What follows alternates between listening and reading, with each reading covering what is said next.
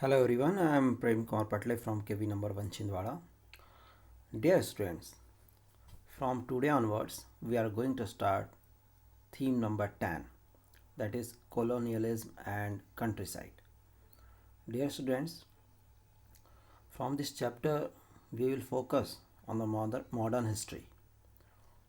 आज के इस चैप्टर की शुरुआत आधुनिक भारत के इतिहास के साथ शुरुआत होती है. डियर स्टूडेंट्स, इस चैप्टर में हम ब्रिटिशर्स के जो कॉलोनियलिज्म उपनिवेशवाद को किस तरह से इस्टेब्लिश किया था और उसमें जो सबसे महत्वपूर्ण चीज़ें थी, जैसे कि रेवेन्यू सिस्टम को इम्पोज करना, रूरल सोसाइटी को अरेंज करना, लैंड राइट्स को गेन करना, इससे रिलेटेड जितनी इन्फॉर्मेशंस हैं वो इस चैप्टर से हम देखेंगे. बच्चों, इस चैप्टर में हमें ये बतलाने की कोशिश की गई है कि ब्रिटिशर्स ने किस तरह से रूरल इंडिया में अपने एडमिनिस्ट्रेशन को इफ़ेक्टिवली कंडक्ट करने के लिए land revenue system, land rights related जो मैटर है उसको किस तरह से इम्प्लीमेंट किया था, उसको समझेंगे. ये इन्फॉर्मेशन हमें 18th सेंचुरी की से शुरुआत होते ही मिलती है. बच्चों, आपको 1757 का प्लासी का बैटल याद होगा. आपने प्रीवियस क्लासेस में उसकी इन्फॉर्मेशन ज़रूर गेन की होगी. फिर एक दौर आया 1764 में ही जो बक्सर का बैटल हुआ. तो इसके बाद 1765 में सबसे पहले बंगाल जो उनकी प्रेसिडेंसी थी उसको सबसे पहले रेवेन्यू कलेक्ट करने का या राइट मिल गया उसे. उसकी दीवानी मिल गई. तो दीवानी मिलने का मतलब ये बेटा कि लैंड्स रिलेटेड जितने भी राइट्स थे, रेवेन्यूज़ को इम्पोज करने से रिलेटेड जितने भी राइट्स थे, अब उनको ये सारे अधिकार मिल चुके थे. अब डायरेक्टली ब्रिटिशर्स उस सिनेरियो में आ चुके थे कि जहाँ से वे बंगाल में अपने कॉलोनियल रूल को स्टेब्लिश कर सकते थे, रेवेन्यूज़ को किस तरह से जनरेट करना है उसको प्लान कर सकते थे. इसके अलावा जो भी जुडिशियल पावर्स थे, जो भी लैंड रिलेटेड राइट्स थे, वो सब अब ये डिसीजन जो है ब्रिटिशर्स ले सकते थे. तो इसी चैप्टर में, इस पार्ट में, आज के सेशन में बच्चों मैं आपको ये बतलाने की कोशिश करूँगा कि किस तरह से एक ज़मींदार ग्रुप का जो इमरजेंस हुआ वो कैसे हुआ, और परमानेंट सेटलमेंट के बारे में हम जानेंगे. आपने ज़रूर इसके बारे में सुना होगा. जो 1793 में इंडिया में जो कॉर्नवालिस थे उन्होंने इस परमानेंट सेटलमेंट को इम्पोज किया था.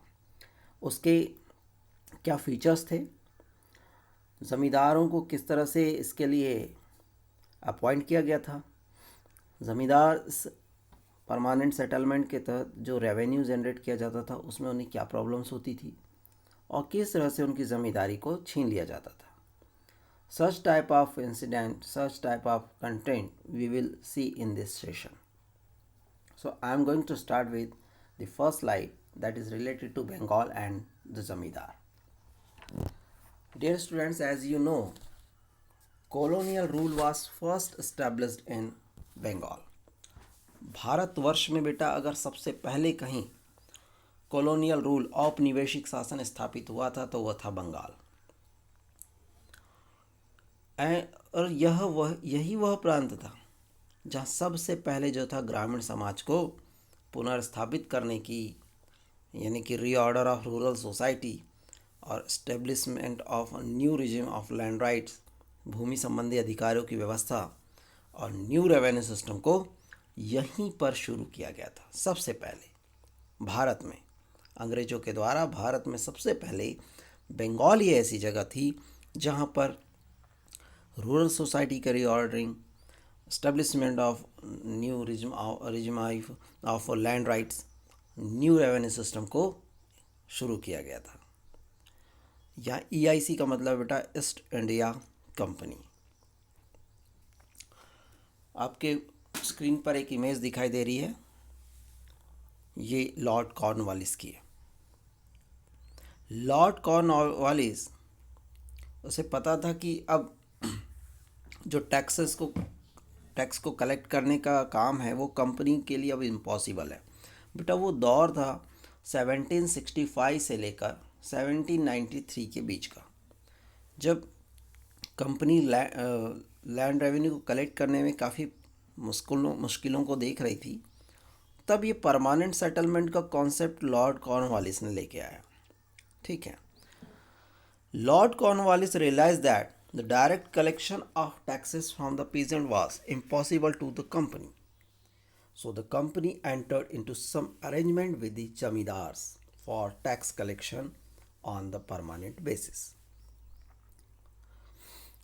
तो इस तरह से ज़मींदारों को टैक्स कलेक्ट करने के लिए अपॉइंटमेंट करने का काम शुरू होने वाला था। तो ये एक आइडिया लेकर आए। In 1793 the permanent settlement was introduced in Bengal by Lord Cornwallis. आपको ये दो जो नीचे के जो सेंटेंसेस है, पैराग्राफ कह लीजिए, वो आपको ध्यान में रखने हैं। और फर्स्ट पैराग्राफ बेटा जो इसके पहले जो मैंने स्लाइड दिखाया उसी से रिलेटेड। ये लॉर्ड कॉर्नवालिस थे कौन? He was the commander of the British force during the American war of independence and the governor general of Bengal when the permanent settlement was introduced in 1793। ये कॉर्नवालिस के बारे में आपको बिल्कुल ध्यान रखना है। इससे रिलेटेड क्वेश्चन पूछा जा सकता है कि किसने इसको इंट्रोड्यूस किया परमानेंट सेटलमेंट को, या जब परमानेंट सेटलमेंट इम्प्लीमेंट किया गया तो इंट्रोड्यूस किया गया तो was the governor general of Bengal at that time. So you have to memorise it, Lord Cornwallis. Dear students, this chapter start with a story of the auction in Burdwan. Burdwan में एक नीलामी होती है बेटा। वो नीलामी किसकी होती है? ज़मींदार की, ज़मींदार की ज़मींदारी की। ठीक, उसको समझना है कि ये बर्दवान में ऑक्शन क्यों हुआ, ज़मींदारी क्यों बेचनी पड़ी, क्यों बिकी, ब्रिटिशर्स ने इसका ऑक्शन क्यों करवाया। In 1797 there was an auction in Burdwan, जो आज का बर्दवान है बंगाल का। It was a big public event when a number of mahals held by the Raja of Burdwan were being sold। बेटा एक बड़ी सार्वजनिक घटना थी 1797 में बर्दवान की नीलामी जहाँ हो रही थी। बर्दवान के राजा द्वारा उनके महल, उनकी भू संपदाएँ थी जिसे बेचा जा रहा था। The permanent settlement had come into operation in 1793। कब से स्टार्ट हुआ? 1793 से permanent settlement. The east India company had fix the revenue that each जमींदार हैड टू पे। बच्चों, ईस्ट इंडिया कंपनी ने राजस्व की जो राशि थी, रेवेन्यू, वो फिक्स कर रखा था, निश्चित कर रखा था, और जो हर एक जमींदार को देना ही होता था। The states of those who fail to pay were to auction to recover the revenue. और मान लीजिए अगर कोई जमींदार अपनी निश्चित राशि जमा नहीं कर पाया तो उनसे राजस्व वसूल करने के लिए क्या किया जाता था कि उनकी जितनी संपदाएं होती थी, उनकी जो प्रॉपर्टी होती थी, उसका ऑक्शन करा दिया जाता था, उसको नीलाम कर दिया जाता था। Since the Raja had accumulated huge arrear his estate had been put up for auction। चूँकि बर्दवान के राजा पर अब जो रेवेन्यू था वो काफ़ी बड़ी भारी रकम हो चुकी थी, जो दे नहीं पा रहा था, इसलिए अब उसकी जो संपदाएं थी, उसके जो स्टेट था, उसे अब नीलाम किया जा रहा था। Numerous purchaser came to the auction. इस नीलामी में बेटा बहुत सारे अनेक खरीदार आए। And the state were sold to the highest bidder. और जो सबसे ऊंची बोली लगाने वाला होता था उसको वो जो सारी संपदाएं जो है वो बेच दी गई। But the collector soon discovered strange. लेकिन वहाँ का जो कलेक्टर था उसने तुरंत ही उस सारी कहानी को समझ लिया। उसमें बड़ा अजीब सा पेंच दिखाई दे रहा था। वो पेंच क्या था? उसे जानने में यह आया कि वहाँ जितने खरीदार आए थे उनमें से अनेक खरीदार जो थे वो राजा के ही नौकर थे।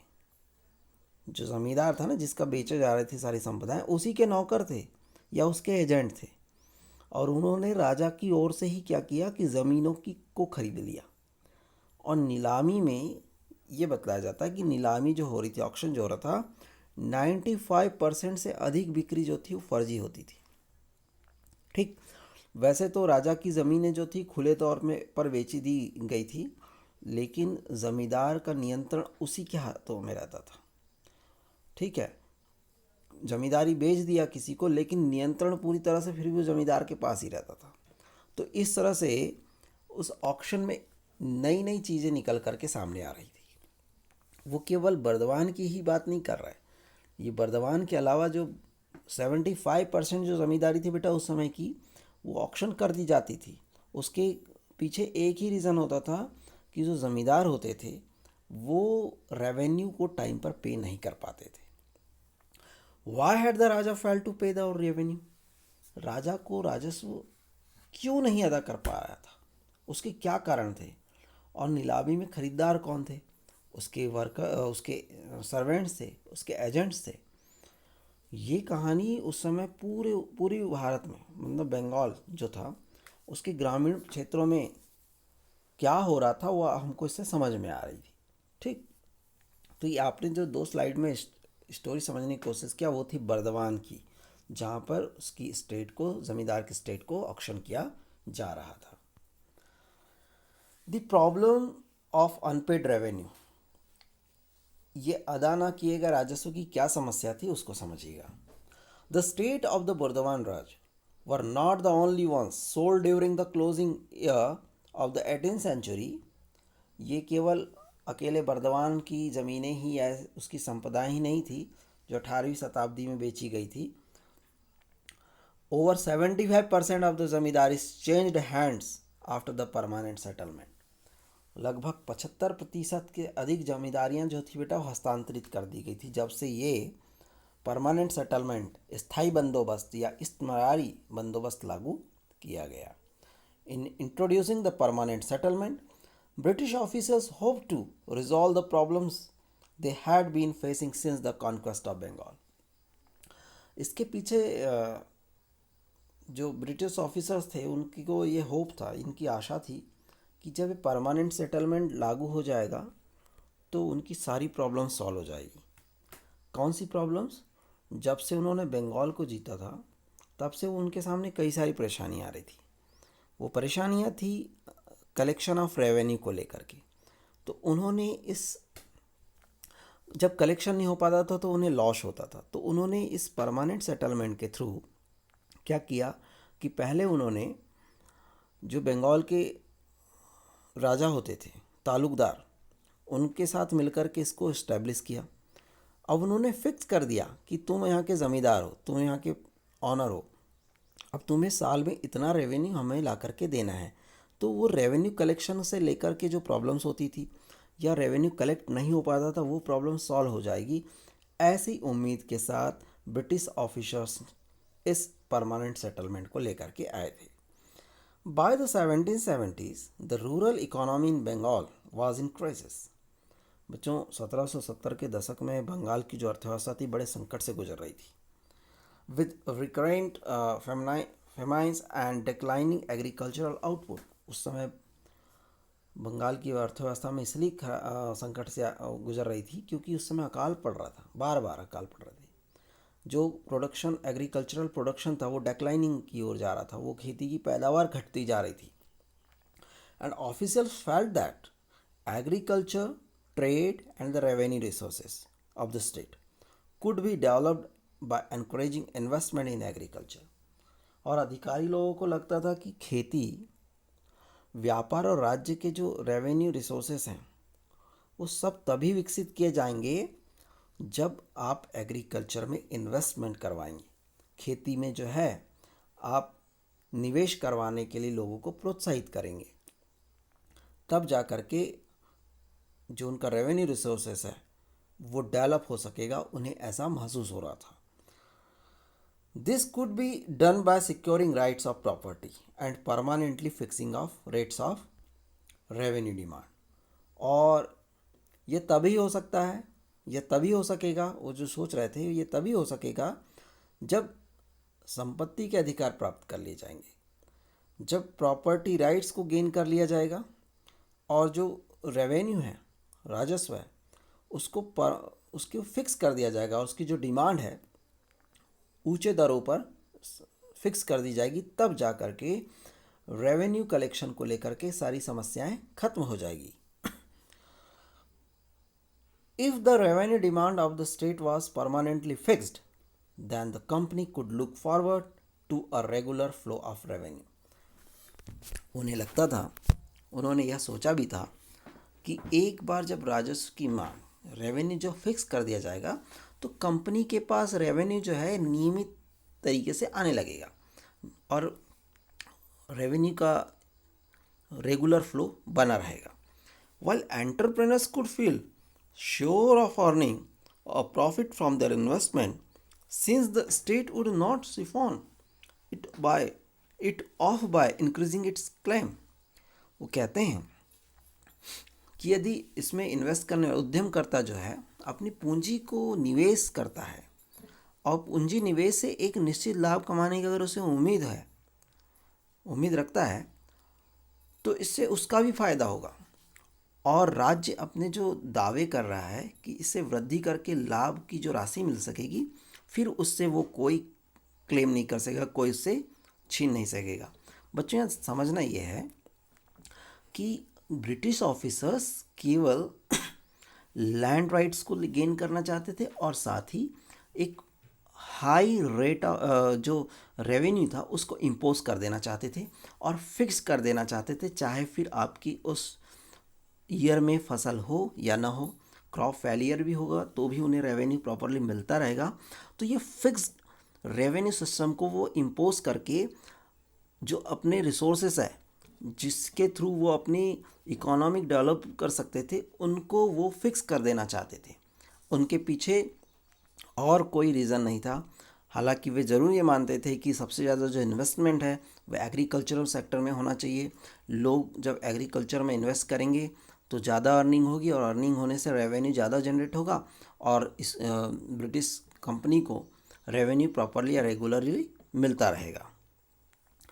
The process officials hoped would lead to the emergence of a class of yeoman farmers and rich landowners who would have the capital and enterprise to improve agriculture. अब अधिकारियों को ये भी लगने लगा कि इस प्रक्रिया से जो छोटे किसानों हैं, यौमन, और जो धनी भूस्वामी हैं, उनका एक ऐसा वर्ग उत्पन्न हो जाएगा जो कृषि में सुधार करेगा।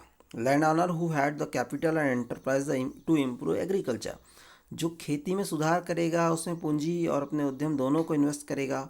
ठीक है। और फिर उन्होंने ये भी उम्मीद किया कि नर्चर्ड बाय द ब्रिटिश, ये जो ग्रुप है जिसका पालन पोषण कौन कर रहा है, ब्रिटिशर्स कर रहे हैं। Nurtured by the British this class would also be loyal to the company, और ये वर्ग जो होगा हमेशा कंपनी के प्रति वफादार होगा। कौन सा वर्ग? जो छोटे किसान हैं, भूस्वामी, लैंड ऑनर्स है, ज़मींदार हैं, ये सब के सब जो हैं कंपनी के प्रति वफादार होंगे। तो इस तरह से हमने देखा कि किस और गवर्नमेंट ऑफिसर, ब्रिटिश ऑफिसर्स जो थे वो क्या सोचते थे इस लैंड रेवेन्यू को लेकर, इस परमानेंट रेवेन्यू सिस्टम को देख करके। बेटा, इसमें एक प्रॉब्लम भी थी।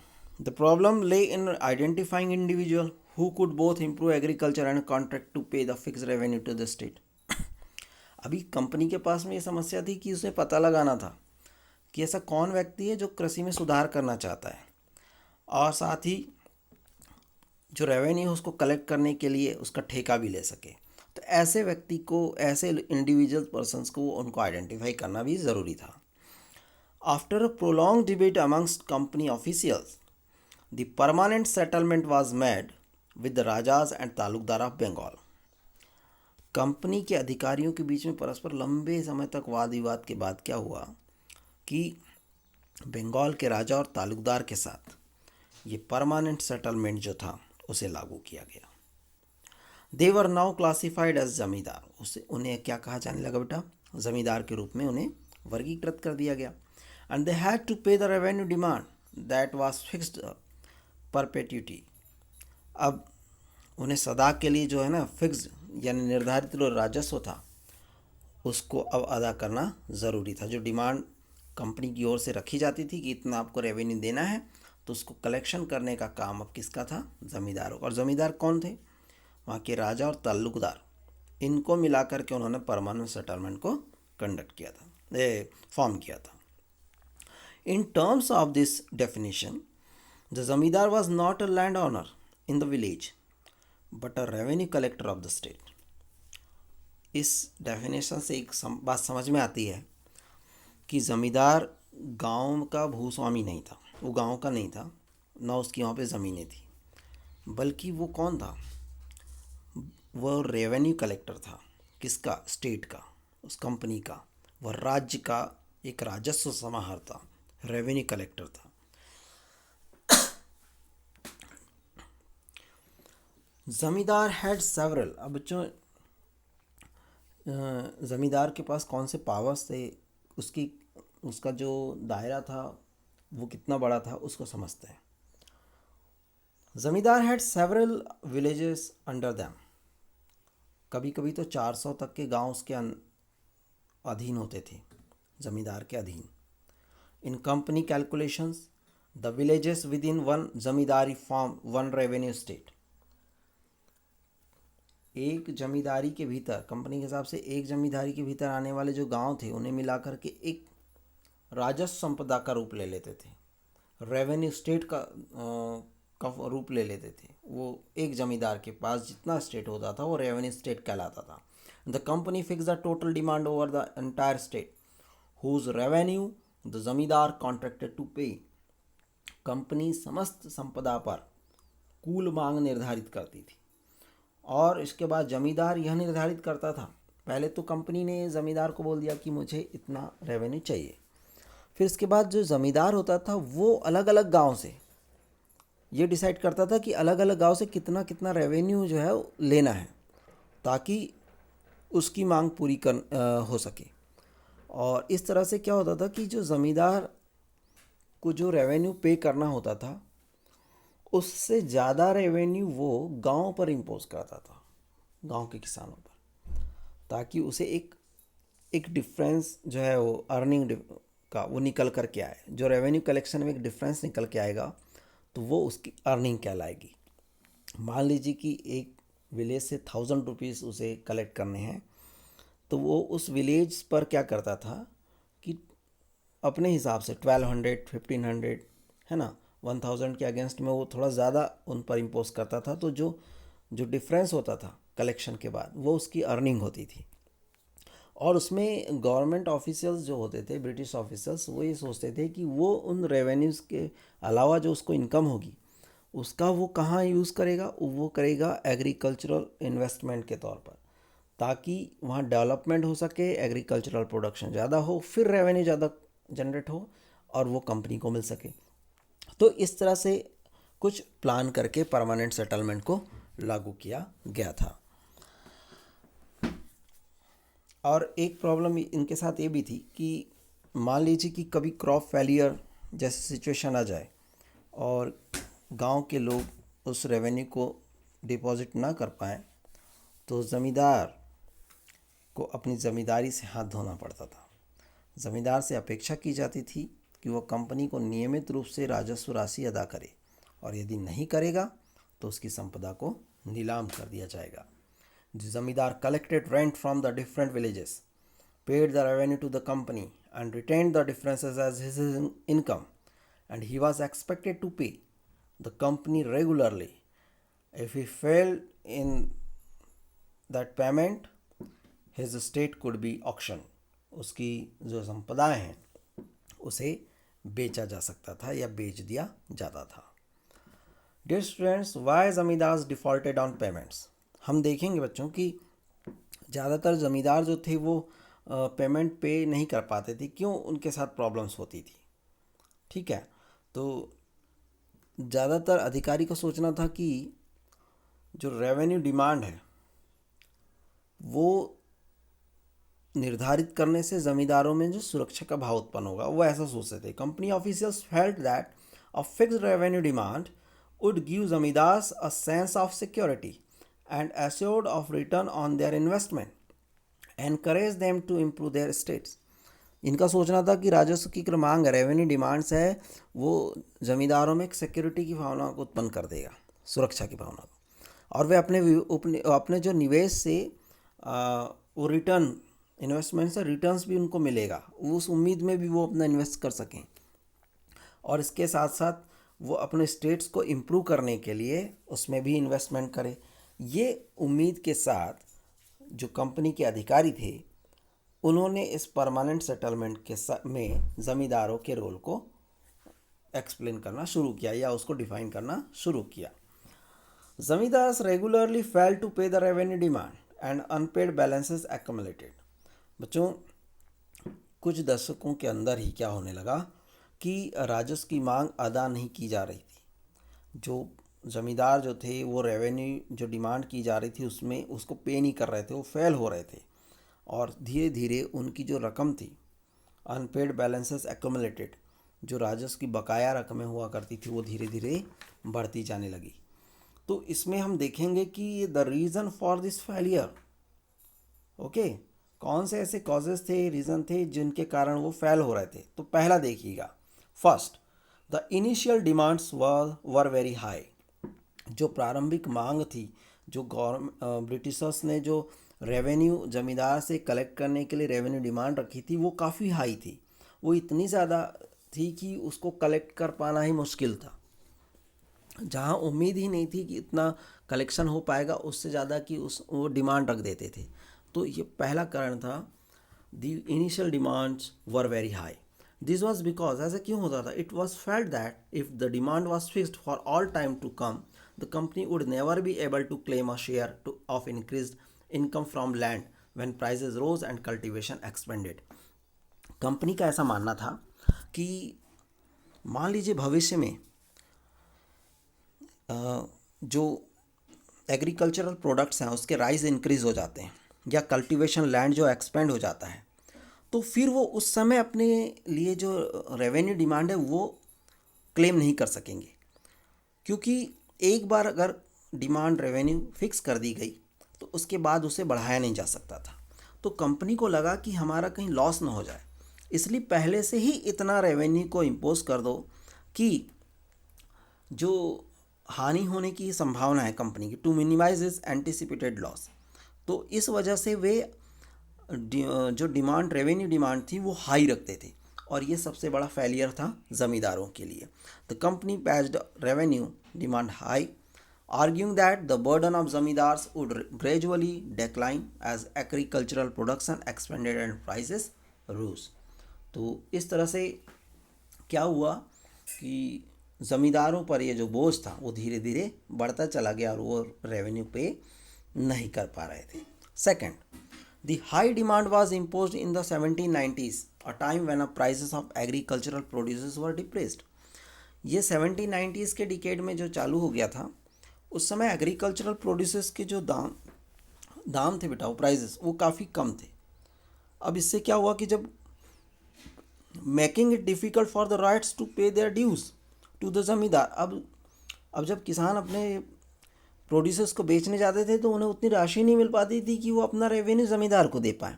अब जब रेवेन्यू ज़मींदार को ही नहीं मिल पाता था तो ज़मींदार भी आगे कंपनी को क्या दे पाता। तो ये एक सेकंड रीज़न था उसकी फेलियर का।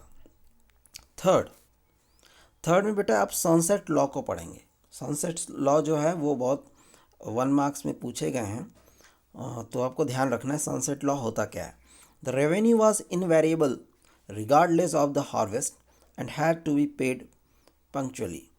In fact, according to the sunset law, if payment did not come in by sunset of the specified date, the zamindar was liable to be auctioned। इसमें ये बताया जाता था कि जो रेवेन्यू था बेटा वो इनवेरिएबल, असमान था।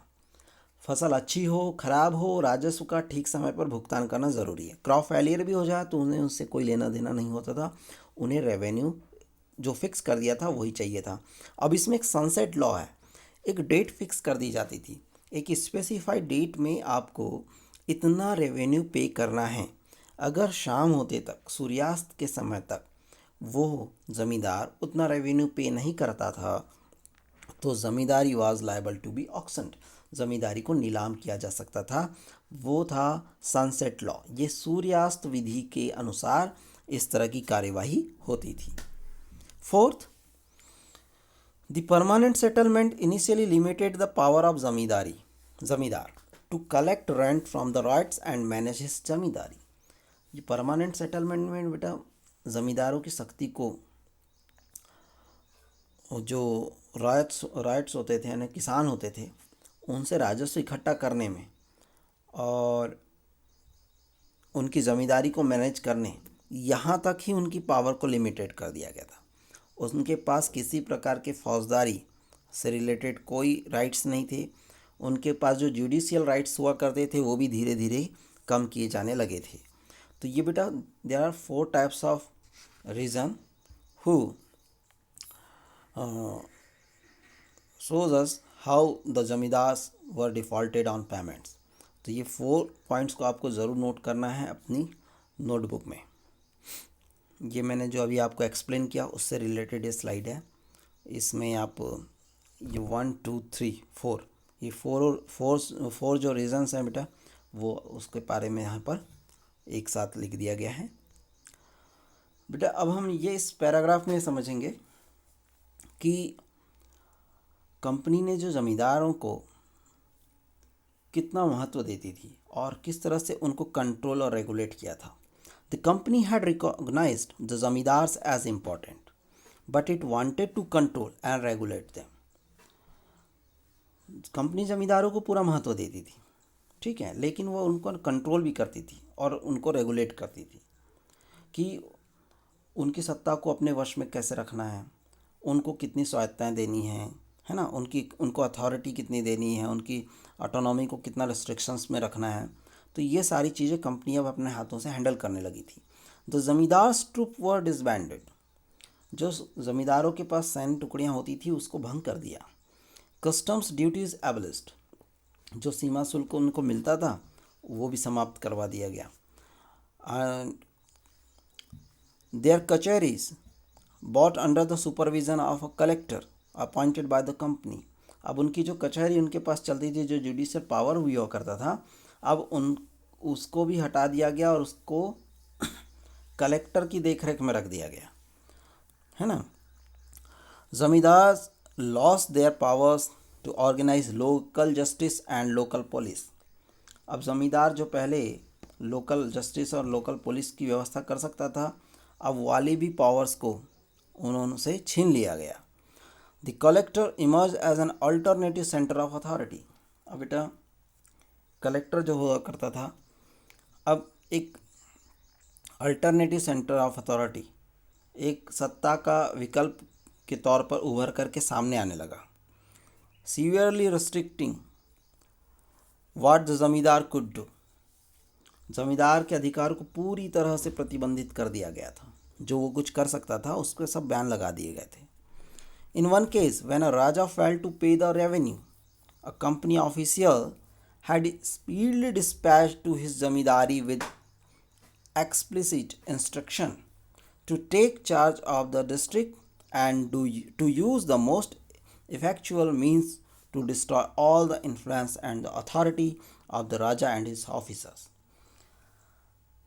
एक मामले में हमें पता चलता है कि एक राजा राजस्व का भुगतान नहीं कर सका, तो कंपनी के एक अधिकारी ने तुरंत और बड़ा स्पष्ट अनुदेश दिया कि ज़मींदारी को जो थी उस ज़िले का पूरा कार्यभार जो था कलेक्टर अपने हाथ में ले ले और राजा और उसके जो अधिकारियों का जो प्रभाव था, संपूर्ण प्रभाव, उसको ख़त्म करवाए। प्राधिकार को ख़त्म कर देने के लिए कहा कि जितने भी सर्वाधिक प्रभावशाली कदम उठा सकते हैं वो उसे उठाना चाहिए। तो इस तरह से ज़मींदारों के जो पावर्स थे उनको छीना जाने लगा था। बच्चों, राजस्व जो या रेवेन्यू कलेक्शन को लेकर के ज़मींदार का एक अधिकारी होता था जिसे अमला कहते थे। और अमला एक गांव में आता था और रेवेन्यू को कलेक्ट करता था। लेकिन क्या होता था कि कभी कभी तो ख़राब फसल और कभी नीची कीमत होने के कारण किसान अपनी जो रेवेन्यू है बेटा वो पे नहीं कर पाते थे। और उस समय बहुत बहुत तकलीफ दे हो जाता था कि अब किसानों के पास ही पैसा नहीं है तो वो ज़मींदारों को कैसे दे और ज़मींदार आगे कैसे पहुंचाए। और कभी कभी ऐसा भी होता था कि जो किसान होते थे, रैयत होते थे, वो जानबूझ करके भुगतान में देरी करते थे। ठीक है। और उसमें सबसे ज़्यादा जो प्रभाव होता था बेटा वहाँ के गाँव के धनवान रैयत होते थे जो, ठीक है, rich ryots and village headmans, jotedar and mandals were only too happy to see the zamindar in trouble. ये लोग उसको परेशानी में देखकर ज़मींदार को बड़े खुश होते थे और टाइम पर ये पेमेंट नहीं करते थे, रेवेन्यू नहीं देते थे ज़मींदार को, क्योंकि ज़मींदार आसानी से उन पर अपनी ताकत नहीं दिखा सकता था। उसके जो लोकल पुलिस, लोकल जस्टिस का जो राइट था वो छीन लिया गया था। अब मुकदमे बल्कि चल सकते थे, लेकिन मुकदमे या जो जुडिशियल प्रोसेस थी वो काफ़ी लॉन्ग ड्रॉन यानी लंबी समय तक चलती थी। ठीक है। In Burdwan alone there were over 30,000 pending suits for arrears of rent payment in 1798। 1798 में अकेले बर्दवान ज़िले में ये राजस्व से संबंधित जो मामले थे वो 30,000 से अधिक थे, वो लंबित पड़े हुए थे। तो इस तरह से हमने देखा कि ज़मींदारों को रेवेन्यू कलेक्शन में कितनी सारी प्रॉब्लम्स आ रही थी और वो उनकी ज़मींदारी का ऑक्शन हो जाया करता था। और आपने इसमें सनसेट लॉ भी पढ़ा, आपने वो 4 कॉजेज़ पढ़े जिसके थ्रू ज़मींदार जो है वो पेमेंट नहीं कर पाता था और वो डिफ़ॉल्टर की कैटेगरी में आ जाता था, जिसके थ्रू उनकी ज़मींदारी को ऑक्शन करना होता था। बच्चों, आज के सेशन में इतना ही पढ़ते हैं। Thank you very much.